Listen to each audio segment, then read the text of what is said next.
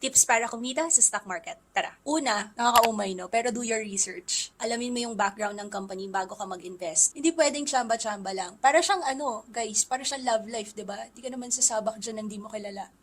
Pangalawa, set realistic goals. Hindi siya overnight. Posible, oo. Posible talagang kumita. Meron talagang opportunity. Pero hindi siya guaranteed at hindi siya sure ball. So, set the proper expectations. Set realistic goals para syempre ready ka din sa heartache. Then, monitor your investments regularly. Regularly ha, hindi everyday. Magkaiba yon. Check mo yung performance ng stocks. Check the market trend. Keep yourself updated para at any time you can make the necessary adjustment. Kasi baka mamaya, sarado na pala yung kumpanya na binili mo, hindi mo pa alam, or huli mo nang nalaman. Sayang naman yung investments. Kaya sa beginners, kung nalilito ka pa rin kung paano at saan magsisimulang mag-invest sa stocks, meron akong free guide na pwede mong i-download. Link is in my bio or nasa comment section. This is Christina saying na si Juan ay hindi tamad, madiskarte siya.